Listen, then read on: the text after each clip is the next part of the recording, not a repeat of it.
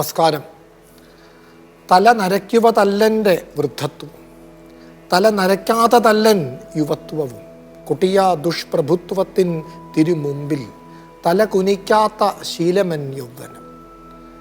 ഒരു സ്വാതന്ത്ര്യ സമര സേനാനി കൂടിയായിരുന്ന TS തിരുമുമ്പ് എന്നൊരാൾ എഴുതിയ വരികളാണ് ഞാനിവിടെ ചൊല്ലിയത്. ഇതൊരു നീണ്ട കവിതയാണ്. അതിലെ ആദ്യത്തെ 4 വരി മാത്രമാണ് ഞാനിവിടെ ചൊല്ലിയത്.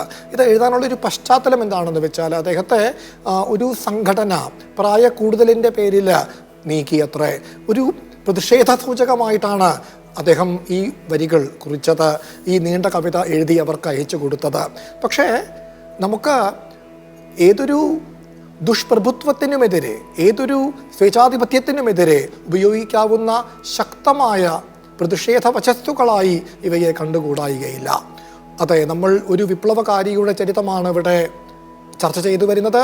ബൈബിളിൽ സ്നാപക യോഹന്നാൻ എന്ന ഉജ്ജ്വലമായ കഥാപാത്രമുണ്ടല്ലോ. ദേവസ്യാസാർ സ്നാപക യോഹനസ്യ വധ എന്ന പേരിൽ സ്നാപക യോഹന്നാനെ വധത്തിലേക്ക് നയിച്ച സംഗതികൾ മനോഹരമായി വർണ്ണിക്കുന്ന ഒരു സർഗം നീക്കി വെച്ചിട്ടുണ്ട്. നമ്മൾ അതാണ് ഏതാനും എപ്പിസോഡുകളായി ചർച്ച ചെയ്തു വരുന്നത്. ഗുഡ്നസ് TVയിലെ എല്ലാ മാന്യ പ്രേക്ഷകർക്കും ഭർഗോദേവസ്യ ധീമഹി എന്ന് പേരിട്ട് വിളിക്കുന്ന ക്രിസ്തു ഭാഗവത ചർച്ചയുടെ ഇന്നത്തെ എപ്പിസോഡിലേക്ക് ഹാർദമായി സ്വാഗതം ചെയ്തുകൊള്ളുന്നു. എന്നത്തെയും പോലെ ഇന്നും നമുക്കൊപ്പം സണ്ണിയച്ചനുണ്ട്. PC ദേവസ്യാസാറിൻ്റെ നേരിട്ടുള്ള ശിഷ്യനും സുഹൃത്തും സംസ്കൃത ഭാഷാസ്നേഹിയും സാമൂഹ്യ പ്രവർത്തകനും കാഞ്ഞിരപ്പള്ളി രൂപതാംഗവും എൻ്റെ മാന്യ സുഹൃത്തുമായ സണ്ണി കുരുവിള മണിയാക്കുപാറ എന്ന സണ്ണിയച്ചനെ ഹാർദമായി ഇന്നത്തെ എപ്പിസോഡിലേക്ക് സ്വാഗതം ചെയ്തുകൊള്ളുന്നു. ക്രിസ്തു ഭാഗവതത്തിലെ തിരഞ്ഞെടുത്ത ശ്ലോകങ്ങൾ ഗാനാത്മകമായി പാടിത്തരാൻ നമുക്ക് കാവ്യ വിനോദ് എന്ന ഗവേഷണ വിദ്യാർത്ഥി ഉണ്ട്. കാവ്യയെയും എപ്പിസോഡിലേക്ക് ഹാർദമായി സ്വാഗതം ചെയ്തുകൊള്ളുന്നു.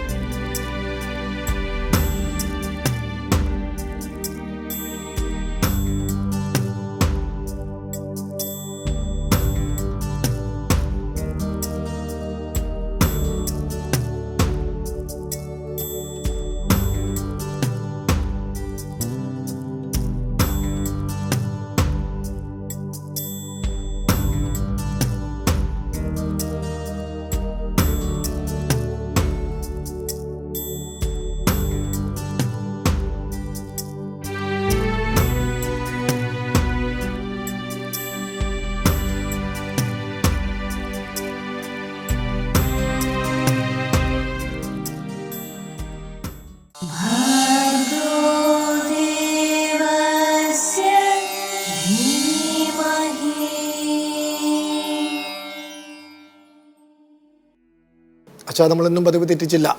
നമ്മൾ ഒരു വിപ്ലവ നായകനെ കുറിച്ചാണല്ലോ നമ്മളിപ്പോൾ ചർച്ച ചെയ്തുകൊണ്ടിരിക്കുന്നത്. കഴിഞ്ഞ എപ്പിസോഡ് മുതൽ സ്നാപക യോഹന്നാൻ എന്ന ഉജ്ജ്വലമായ കഥാപാത്രത്തെക്കുറിച്ച് ഒരു സർഗം തന്നെ നീക്കി വെച്ചിട്ടുണ്ട്. യഥാർത്ഥത്തിൽ 2 സർഗങ്ങൾ ഉണ്ട് നമ്മുടെ ക്രിസ്തു ഭാഗവതത്തിൽ. സ്നാപക യോഹനസ്യ വധ എന്ന സർഗമാണ് നമ്മളിപ്പോൾ ചർച്ച ചെയ്തുകൊണ്ടിരിക്കുന്നത്. ഏതാനും പദ്യങ്ങൾ നമ്മൾ ചർച്ച ചെയ്തു കഴിഞ്ഞു.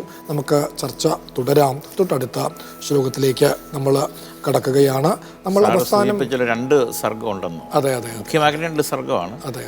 അപ്പം നമ്മൾ നോക്കുകയാണെങ്കിൽ ആകപ്പാടെ 33 സർഗമുള്ളൂ. അതിൻ്റെ അകത്ത് 2 എണ്ണം മാറ്റി വെക്കണമെങ്കിൽ സാറിന് പ്രത്യേകമായിട്ട് ഈ സ്നാപകയോഹന്നാനോട് പ്രത്യേകമായ സ്നേഹവും തീർച്ചയായും ആ സാറിൻ്റെ ആ ഒരു കാഴ്ചപ്പാട് വളരെ ശരിയാണെന്ന് നമുക്ക് തോന്നുന്നു. തീർച്ചയായും. കാരണം അല്ലെങ്കിൽ 33 ക്രിസ്തുവിൻ്റെ ജീവിതം മൊത്തം ഒതുക്കുമ്പം അതെ 2 സർഗം സ്നാപകയോഹന്നാന് കൊടുക്കണമെങ്കിൽ സ്നാപകയോഹന്നാൻ്റെ വ്യക്തിത്വം അതെ അതെ അത്ര അല്ല, അത് പറഞ്ഞപ്പോൾ എനിക്ക് ഓർമ്മ വരുന്നത് ഈ ഒന്നിലേറെ സർഗം നീക്കി വെച്ചത് വളരെ അപൂർവമായിട്ട് മാത്രമേ ഉള്ളൂ. അതിൽ ഒന്ന് ഈ പറഞ്ഞതുപോലെ സ്നാപക യോഹന്നാന് വേണ്ടിയാണെങ്കിൽ മറ്റൊന്ന് ഗിരിപ്രഭാഷണം.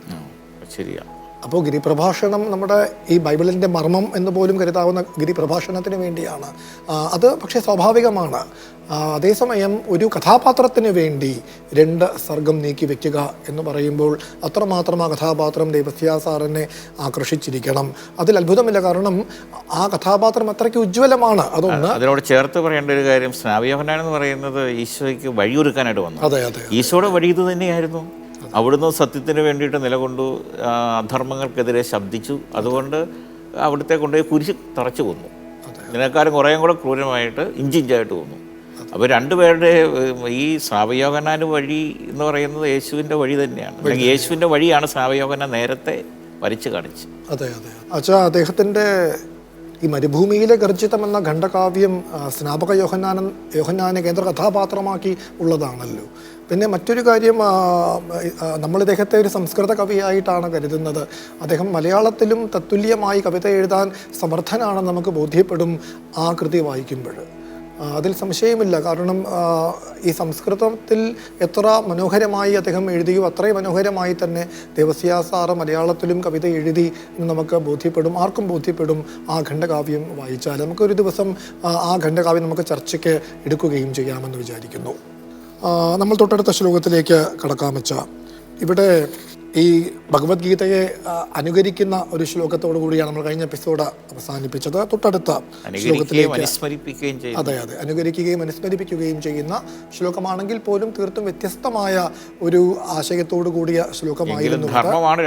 അതെ അതെ അതെ അതെ അതെ ഈ 2ഇടത്തും ധർമ്മമാണ്. ഈ ധാർമ്മികത അവിടെ യോഹന്നാൻ വളരെ ശക്തമായി അവതരിപ്പിക്കുന്ന ഒരു ശ്ലോകമായിരുന്നു അത്. തൊട്ടടുത്ത ശ്ലോകത്തിൽ അവിടെ ഒരു പൊതുവായ സത്യമാണ് ദേവസ്യ സാറ് വിളിച്ചു പറഞ്ഞത്. ഇതൊന്നും പക്ഷെ ബൈബിളിൽ ഇല്ലല്ലോ അല്ലേ? ഇങ്ങനെ ഒരു പൊതുവായ തത്വമായിട്ടൊന്നും സംഗ്രഹിച്ചു ശരിക്കും പറഞ്ഞ ഭാവന വിലാസമാണ്. അതെ അതെ അതെ അതെ. അപ്പോൾ നമ്മൾ തൊട്ട് മുമ്പ് ഉള്ള എപ്പിസോഡിൽ നമ്മളൊരു ശ്ലോകം കണ്ടു. അതായത് ഈ ഹേരോദ് രാജാവ് യോഹന്നാനെ ഇടയ്ക്കിടയ്ക്ക് വിളിച്ചു വരുത്തി ആ വിമർശന ശരങ്ങൾ ഒന്ന് പിൻവലിക്കാനായിട്ട് ആവശ്യപ്പെട്ടു എന്ന്. അപ്പോൾ ഇവിടെയും അദ്ദേഹം പതിവ് തെറ്റിക്കുന്നില്ല, അങ്ങോട്ട് ചെന്ന് കാണുകയാണ്. ഇവിടെ കാരാഗൃഹത്തിൽ അടയ്ക്കപ്പെട്ട യോഹന്നാനെ അങ്ങോട്ട് ചെന്ന് കണ്ട് വീണ്ടും ഇതേ ആവശ്യം മുന്നോട്ട് വയ്ക്കുന്നു. അപ്പോൾ വീണ്ടും പ്രലോഭനങ്ങളാണ്. ഞാൻ വിടുതൽ ചെയ്യാമെന്നും മറ്റുമായിരിക്കുമല്ലോ രാജാവ് പറയുക. ആ ശ്ലോകത്തിലേക്ക് കടക്കാം. അങ്ങോട്ട് ചെന്ന്, അതായത് ഈ ജയിലിൽ ചെന്ന് യോഹന്നാനെ കണ്ട് അയാളെ അനുനയിപ്പിക്കാൻ ശ്രമിക്കുന്നു എന്ന് പറയുന്ന തൊട്ടടുത്ത ശ്ലോകത്തിലേക്ക് കടക്കാം. ഭൂഗൃഹസ്ഥം മുനിം ഭൂപഹ എന്നാരംഭിക്കുന്ന അടുത്ത ശ്ലോകത്തിലേക്ക് കാവ്യ നമുക്കായിട്ട് അത് ആലപിച്ചു തരും. ഭൂഗൃഹസ്ഥം മുനിം ഭൂപഃ സന്തദർശ മുഹുർമുഹുഃ ഭ്രാതൃജായാപഹാരസ്യ ലബ്ധും തത്സമ്മതിം ക്രമാത്. അച്ഛാ, ഇതൊന്ന് വിശദീകരിച്ചേക്കാം. ഇവിടെ സന്തദർശ എന്ന വാക്കാണ് ക്രിയാപദം. സന്ദർശിച്ചു എന്ന ആര്? ഭൂപഹ രാജാവ് എന്ന കർത്താവ്. അപ്പോൾ എന്തിനു വേണ്ടിയാണ്, ആരെ എന്തിനു വേണ്ടി സന്ദർശിച്ചുവെന്ന്? മുനിം സന്ദർശ, ഭൂഗൃഹസ്ഥം മുനിമെന്ന്.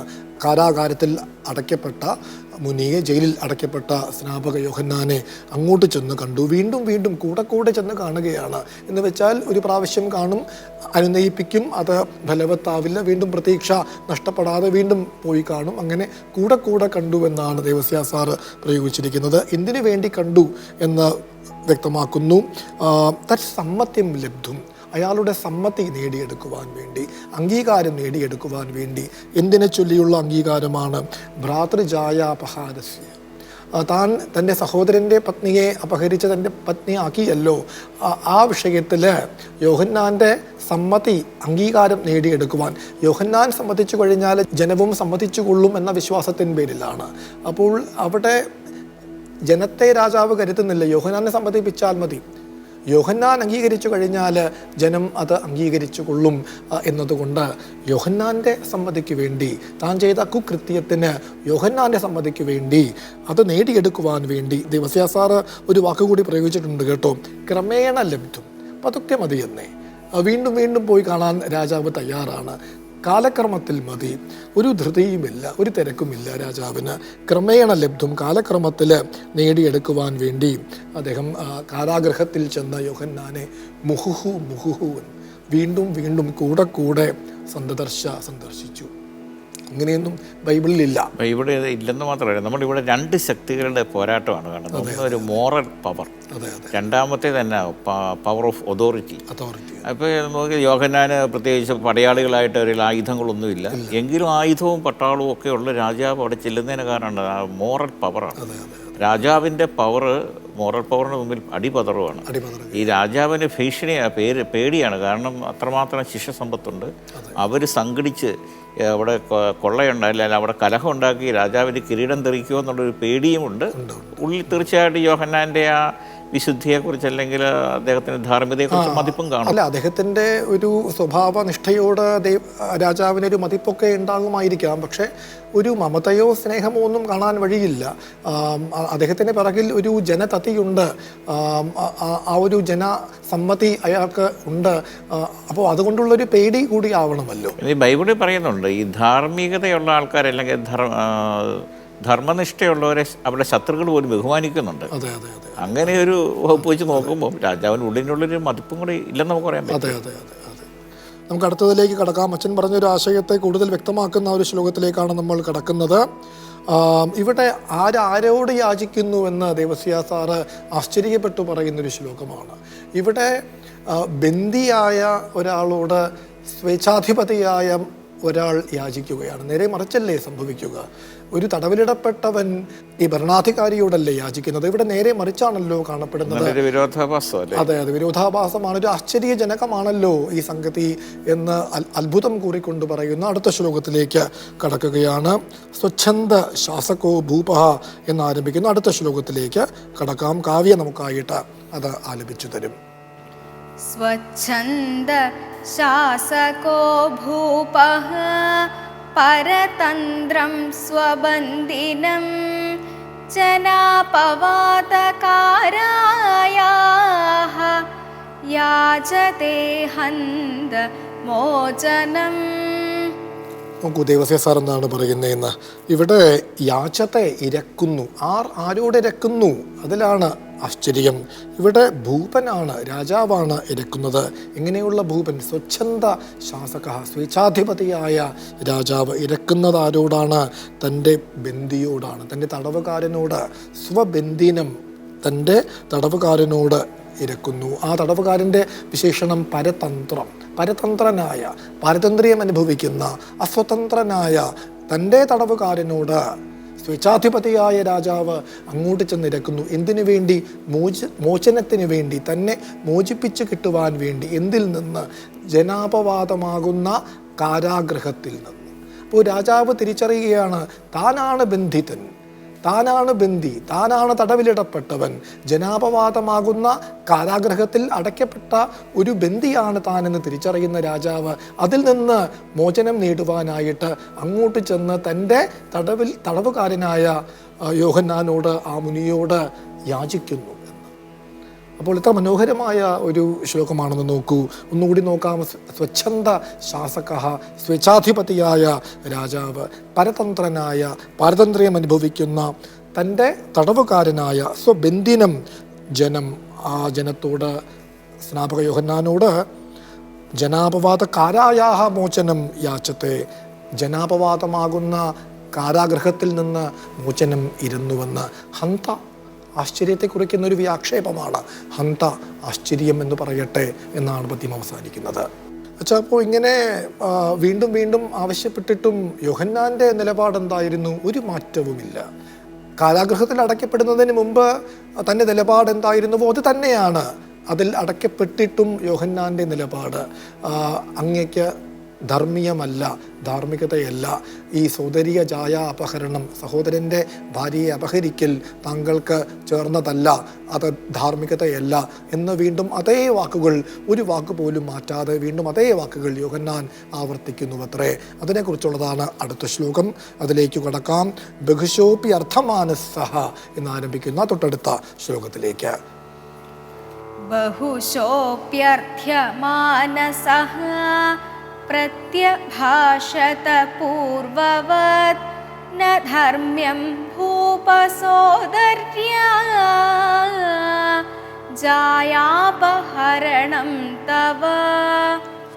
അച്ഛാ, ഇത് കൂടി ഒന്ന് പറഞ്ഞേക്കാം. ബഹുശോപി അർത്ഥമാനഃ, ബഹുശഃ അർത്ഥ്യമാനഃ അപി, പല പ്രാവശ്യം അർത്ഥിച്ചിട്ടും ആവശ്യപ്പെട്ടിട്ടും സഹ അയാൾ, ആ സ്നാപകമുനി, പൂർവവത്ത് മുമ്പത്തെ പോലെ തന്നെ വീണ്ടും അതേപോലെ തന്നെ പ്രതികരിച്ചു അത്രേ. ഭൂപ തവ സൗന്ദര്യ ജായാപഹരണം ന ധർമ്മ്യം, സഹോദരൻ്റെ ഭാര്യയെ അപഹരിക്കൽ അങ്ങയ്ക്ക് ധാർമ്മികതയല്ല, ഇതി പ്രത്യഭാഷത എന്ന് തന്നെ മറുപടി പറഞ്ഞു. ഒരു പർവ്വതം പോലെ ഉറച്ചു നിൽക്കുകയാണ്. കാരണം ഒരു 10 കൽപ്പനയുടെ ഒരു ലംഘനമാണ് അവിടെ. അന്യൻ്റെ ഭാര്യയെ മോഹിക്കരുതെന്നുള്ള അതിൽ ഉറച്ചു നിൽക്കുകയാണ്. തീർച്ചയായും. അപ്പോൾ ഇവിടെ രാജാവിൻ്റെ അവസ്ഥയെക്കുറിച്ച് പറയുകയാണ്. രാജാവിൻ്റെ അവസ്ഥ എന്തായി? ഒരു ഭാഗത്താണെങ്കിൽ ഭാര്യയുടെ പ്രേരണ, രണ്ടാമത്തെ മറുഭാഗത്താണെങ്കിൽ യോഹന്നാൻ്റെ ആ തീവ്രമായ നിലപാട്. ഇവ രണ്ടിൻ്റെയും മർദ്ദനം രാജമാനസത്തിന് ഏൽക്കുന്നു. രാജമാനസത്തിന് ഏൽക്കുകയാണ് ഇവ രണ്ട് ഭാഗത്തു നിന്നുമുള്ള ഒരു മർദ്ദനം. അതിനെക്കുറിച്ച് വർണ്ണിച്ചു പറയുന്ന ഒരു ശ്ലോകത്തിലേക്ക് നമ്മൾ കടക്കുകയാണ്. മനോഹരമായൊരു ശ്ലോകത്തിൽപ്പെട്ടതാണ് ഇതിനകത്ത് മനോഹരമായ ശ്ലോകം. അതെ, തീർച്ചയായും. ജായയ മുനിന ചേത്തമെന്നാരംഭിക്കുന്ന തൊട്ടടുത്ത ശ്ലോകത്തിലേക്ക് രാജാവിൻ്റെ അവസ്ഥയെ, ആ ദയനീയമായ അവസ്ഥയെ വിവരിക്കുന്ന തൊട്ടടുത്ത ശ്ലോകത്തിലേക്ക്. ജായയ മുനിന ചേതം മർദിതം നൃപമാനസം നദീസാഗരസംഘർഷേ സൈകതസ്യ ഗതിം യയൗ. അച്ഛാ, നോക്കൂ എത്ര മനോഹരമായിട്ടാണ് ദേവസ്യ സാറ് ഈ ഹേരോദ് രാജാവിൻ്റെ നിലയെക്കുറിച്ച് വിവരിക്കുന്നത് എന്ന്. അദ്ദേഹം സൈകതസ്യ ഗതിം യയൗ എന്ന്, മണൽത്തിട്ടയുടെ നിലയിൽ എത്തിച്ചേർന്നു എന്ന്, മണൽത്തിട്ടയുടെ നിലയിലായി എന്ന്. അപ്പോൾ ഒരു ഭാഗത്ത് എന്താണ്? ഒരു ഭാഗത്ത് നദി, മറുഭാഗത്ത് കടൽ. ആരാണ് ഇവിടെ നദി? ആരാണോ കടൽ? ഭാര്യയാകുന്ന നദി ഒരു ഭാഗത്ത്, യോഹന്നാനാകുന്ന കടൽ മറുഭാഗത്ത്. ആ നദീസാഗര സംഘർഷത്തിൽ, ഒരു ഭാഗത്ത് പുഴ, മറുഭാഗത്ത് കടൽ, ഇവ തമ്മിലുള്ള സംഘർഷത്തിൽപ്പെട്ട ഒരു മണൽത്തിട്ടയുടെ നിലയിൽ എത്തിച്ചേർന്നു അത്രേ ആ ഹേരോദ് രാജാവ്. അപ്പോൾ ഇവിടെ ഭാര്യയെ ഉപമിക്കുന്നത് നദിയോടാണ്, ഇവിടെ ഇളകാത്ത മുനിയെ ഉപമിക്കുന്നത് കടലോടുമാണ്. ഇവയുടെ സംഘർഷത്തിനിടയിൽപ്പെട്ട ഒരു മണൽത്തിട്ട പോലെയായി തീർന്നു രാജാവിൻ്റെ മാനസം. ഇവിടെ കർത്താവ് രാജാവല്ല, രാജാവിൻ്റെ മാനസമാണ്, നൃപമാനസം, രാജാവിൻ്റെ മനസ്സ്. ഇത് ലോകോത്തര ഒരു ഉപമയായിട്ട് നമുക്ക് കണക്കാക്കാവുന്നതാണ്. നമ്മൾ നേരത്തെ സൂചിപ്പിച്ചതുപോലെ ജി ശങ്കരക്കുറുപ്പ് പറഞ്ഞായിരുന്നല്ലോ, സാറിൻ്റെ കുറേ വരികൾ വായിച്ചിട്ട് തുടക്കത്തിൽ സാറിന് ഇതിനെക്കുറിച്ചൊരു നല്ല വിജയിക്കുമോ ഇല്ലയോ എന്നൊരു സാശങ്കയുണ്ടായിരുന്നു. അപ്പം ഈ നമ്മുടെ ജി ശങ്കരക്കുറുപ്പിനെ കാണിച്ചു പറയാം, കാളിദാസഛായ വീണിട്ടുണ്ടെന്ന് പറയുന്നത്. അതിൻ്റെ കാളിദാസഛായയുള്ള നല്ലൊരു ശ്ലോകമാണ് നമ്മളിപ്പം. തീർച്ചയായും. അപ്പോൾ ഈ ഹേരോദ് രാജാവിൻ്റെ അവസ്ഥയെ ഏറ്റവും മനോഹരമായി വിവരിക്കുന്ന ഒരു പദ്യമാണ് നമ്മൾ ഇവിടെ നോക്കിക്കണ്ടത് എന്ന് നമുക്ക് പറയാം. തൊട്ടടുത്ത ശ്ലോകത്തിലേക്ക് കൂടി നമ്മൾ കടക്കുകയാണ്. ഇവിടെ രാജാവ് യഥാർത്ഥത്തിൽ സ്നാപക മുനിയെ ഉള്ളിൻ്റെ ഉള്ളിൽ മാനിച്ചിരുന്നു. നമ്മളത് ചർച്ച ചെയ്തുവല്ലോ. അത് ദേവസ്യ സാറ് കണ്ടെത്തി പറയും പോലെയാണ് ഇവിടെ നമുക്ക് കാണാൻ സാധിക്കുക. അടുത്ത ശ്ലോകത്തിൽ യഥാർത്ഥത്തിൽ അദ്ദേഹത്തോട് ഒരു തരം ബഹുമാനം തന്നെ രാജാവ് ഉള്ളിൽ സൂക്ഷിച്ചിരുന്നു. ഭാര്യയുടെ പ്രേരണയാൽ മാത്രമാണ് ഹേരോദ് രാജാവ് സ്നാപക മുനിയെ കാരാഗൃഹത്തിൽ ബന്ധിച്ചത് എന്നിടത്തോളം അർത്ഥം വരുന്ന ഒരു ശ്ലോകമാണ്. അല്ലെങ്കിൽ ഈ ഭാര്യയുടെ പ്രേരണ ഇല്ലായിരുന്നുവെങ്കിൽ അദ്ദേഹം ക്ഷമിക്കുമായിരുന്നു എന്നിടത്തോളം അർത്ഥം വരുന്നൊരു ശ്ലോകത്തിലേക്ക് നമ്മൾ കടക്കുകയാണ്. ബൈബിളിൽ അങ്ങനെയൊന്നും പറയുന്നില്ല. അപ്പോൾ അത് പക്ഷേ അസ്ഥാനത്തല്ലാതെ നമുക്ക് ഊഹിക്കാവുന്നതേ ഉള്ളൂ. നമുക്ക് ബൈബിൾ പോലെയുള്ള കൃതികൾ വായിച്ചിട്ടാണല്ലോ ദേവസ്യ സാറ് ഈ കൃതിയുടെ രചനയിൽ ഏർപ്പെട്ടത്. അപ്പോൾ തീർച്ചയായും അദ്ദേഹത്തിൻ്റെ മറ്റ് ഈ സ്രോതസ്സുകളിലൂടെ ആ ഒരു ആശയം കിട്ടിക്കാണണം. അത് മാത്രമല്ല, ബൈബിളിലൊരു സൂചനയുണ്ട്, അദ്ദേഹം ഇങ്ങനെ പെട്ടുപോയി എന്നുള്ള ഒരു സൂചന ഇതിൻ്റെ അകത്തുണ്ട്. ആ ഒരു പെടലിനെ കുറിച്ചായിരുന്നു പെട്ടുപോയി എന്നുള്ള ഒരു സൂചനയുണ്ട്. അതെ, അത് വെളിവാക്കുന്ന ഒരു ശ്ലോകമാണ് നമ്മൾ അടുത്തത് വായിക്കുന്നത്. അവ്യാജ സുന്ദരോദന്തം എന്നാരംഭിക്കുന്ന അടുത്ത ശ്ലോകത്തിലേക്ക് കടക്കാം. കാവ്യ നമുക്കായിട്ട് അത് ആലപിച്ചു തരും. അവ്യാജ സുന്ദരോദന്തം അവക്രപ്രകൃതിം യതിം ബഹുശിഷ്യയുതം ഭൂപഃ സ്നാപകം ബഹ്വമന്യത.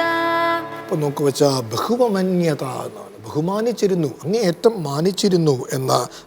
ആരെ മാനിച്ചിരുന്നു? രാജാവ് സ്നാപക മുനിയെ ബഹുമാനിച്ചിരുന്നുവെന്ന്. സ്നാപകം യതിം ഭൂപഹ ബഹുവമന്യത എന്ന്. എങ്ങനെയുള്ള സ്നാപക മുനി? ആ ബഹുമാനത്തിനുള്ള കാരണങ്ങൾ വിശദമാക്കുന്നു. അത് മുനിക്ക് വിശേഷണങ്ങളായി നൽകിക്കൊണ്ടാണ് ആ ആദരവ് വ്യക്തമാക്കുന്നത്. അവ്യാജ സുന്ദര ഉദന്തം എന്ന്. ഉദന്തം എന്ന് വെച്ചാൽ ചരിതം. ആ സ്നാപകന്റെ ചരിത്രം എങ്ങനെയായിരുന്നു? അവ്യാജ സുന്ദരമാണ്. അവ്യാജം അകൃത്രിമമാണ്. അപ്പോൾ അകൃത്രിമ സുന്ദരമായ ചരിത്രത്തോടു കൂടിയവനാണ് അദ്ദേഹം. അതുപോലെ അവക്ര പ്രകൃതി പദത്തിന് സ്വഭാവം എന്നർത്ഥമാണ്. സ്വഭാവം എങ്ങനത്തേതാണ്? സ്നാപകന്റെ അവക്രമാണ്, വക്രതയറ്റതാണ്. അപ്പോൾ വക്രതയറ്റ സ്വഭാവത്തോടു കൂടിയവനുമായ ആ മുനിയെ ഒരു വിശേഷണം കൂടിയുണ്ട്, ബഹുശിഷ്യയുതം. അത് രാജാവിൽ ബഹുമാനവും ഭയവും ജനിപ്പിച്ചിരിക്കണം. ബഹുശിഷ്യയുതം, ഒട്ടേറെ ശിഷ്യന്മാരോട് കൂടിയവനുമാണ്. അങ്ങനെയുള്ള ഈ സ്നാപക മുനിയെ രാജാവ് അങ്ങേയറ്റം മാനിച്ചിരുന്നു എന്ന് ദേവസ്യാസാർ കണ്ടെത്തി പറയുകയാണ്. യോഹന്നാൻ്റെ വധത്തിലേക്ക് നയിക്കുന്ന ഒരു സംഭവത്തെക്കുറിച്ചാണ് കവി ഇനി പറയാൻ പോകുന്നത്. രാജാവിൻ്റെ പിറന്നാൾ വന്നു ചേർന്നു. അതാണ് അവിടെ നടക്കുന്ന ഒരു സംഭവമാണ് യോഹന്നാൻ്റെ വധത്തിലേക്ക് നയിക്കാൻ പോകുന്നത്. ആ ശ്ലോകം നമുക്കൊന്ന് നോക്കാമെന്ന് തോന്നുന്നു. ഹേരോദ് രാജാവിൻ്റെ ജന്മദിനോത്സവം വന്നു ചേർന്നു. അതിന് പൗര പ്രമാണിമാർ അതിൽ സംബന്ധിച്ചു എന്ന് പറയുന്ന അടുത്ത ശ്ലോകത്തിലേക്ക് കടക്കുകയാണ്. കാവ്യ നമുക്കായിട്ട് അത് ആലപിച്ചു തരും. അത്രാന്തരെ സംപ്രവൃത്തോ എന്നാരംഭിക്കുന്ന തൊട്ടടുത്ത ശ്ലോകത്തിലേക്ക്.